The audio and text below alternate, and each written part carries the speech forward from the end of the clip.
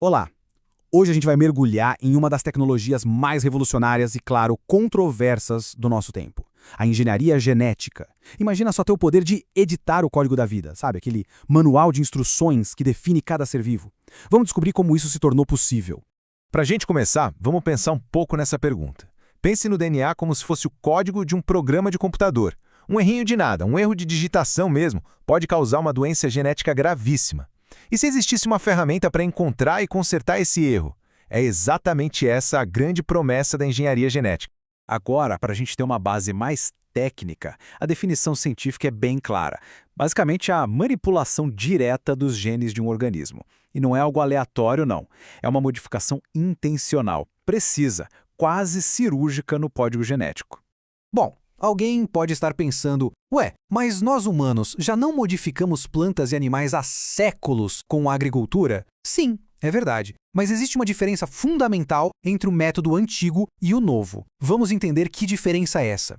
É aqui que a gente vê o salto gigantesco de precisão e velocidade.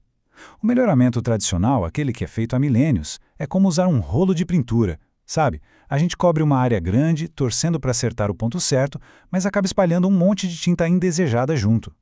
A engenharia genética, por outro lado, é como um pincel bem fininho. Ela permite pegar um único gene, de qualquer espécie que for, e colocar exatamente onde a gente quer. É uma verdadeira virada de chave. Mas como foi que chegamos a esse nível de precisão todo? Essa capacidade não apareceu do nada, né? Ela foi construída ao longo de décadas de descobertas científicas incríveis. Vamos dar uma olhada nessa linha do tempo e ver os momentos mais importantes que nos trouxeram até aqui. Então, a jornada moderna começa lá em 1972 com a criação da primeira molécula de DNA recombinante. Só 6 anos depois, a gente já vê um impacto real na saúde humana, a produção de insulina em bactérias.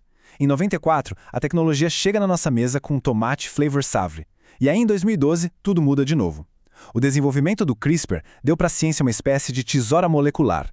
É uma ferramenta tão precisa, barata e fácil de usar que simplesmente democratizou a edição genética e acelerou as pesquisas de um jeito impressionante. Toda essa história nos deu um kit de ferramentas genéticas incrível. Mas, na prática, como é que os cientistas fazem isso? Como eles conseguem recortar e colar um gene de um organismo para outro? Olha, o processo é bem complexo, mas dá para a gente resumir em 4 passos principais. O processo funciona mais ou menos assim. Primeiro, os cientistas isolam o gene exato que eles querem, como se estivessem procurando uma frase específica num livro gigante. Depois, eles montam um pacote de entrega genético. E esse pacote não tem só o gene, mas também as instruções que dizem para a célula ligar esse gene. O terceiro passo é a entrega em si. Esse pacote é inserido nas células, seja usando um vírus inofensivo como um entregador ou até mesmo uma arma de genes que literalmente atira o DNA para dentro da célula. E por último, o passo mais importante, a confirmação. Os cientistas fazem um monte de testes para ter certeza de que o gene foi integrado direitinho e que está funcionando como deveria. Ok, agora que a gente já entendeu a teoria, vamos ver o impacto disso no mundo real. E olha, é gigantesco. A engenharia genética já está transformando a medicina, a agricultura e a indústria de formas que antes pareciam coisa de ficção científica. Pensa bem, na medicina a gente tem a produção em massa de insulina, que salva milhões de vidas. Na agricultura, temos plantas que criam as próprias defesas contra pragas, diminuindo a necessidade de pesticidas. Na indústria, micróbios modificados produzem enzimas para detergentes, deixando-os mais eficientes. E na pesquisa, são criados modelos para estudar doenças humanas complexas, o que acelera demais a busca por curas. E só para ter uma ideia da escala disso na agricultura, olha esse número. Já em 2009, 25 países estavam cultivando lavouras transgênicas comercialmente. Isso mostra que não estamos falando de um experimento de laboratório, de jeito nenhum. É uma tecnologia que já faz parte da cadeia alimentar global há bastante tempo. É claro que uma tecnologia com o poder de reescrever a vida ia gerar um debate à altura, né? Vamos agora mergulhar nessa controvérsia toda, explorando as questões éticas, de segurança e de controle que giram em torno da engenharia genética.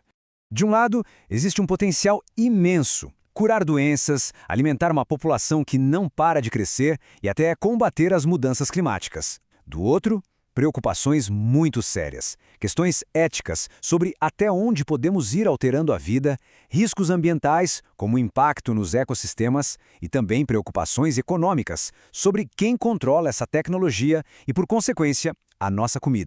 E aqui a gente chega no coração do debate público. Existe um consenso científico muito forte de que os alimentos geneticamente modificados que estão no mercado hoje são tão seguros quanto os alimentos convencionais. Mesmo assim, uma parte considerável do público continua com o pé atrás ou realmente preocupada. Essa desconexão entre o que a ciência diz e o que as pessoas percebem é o que alimenta grande parte da controvérsia.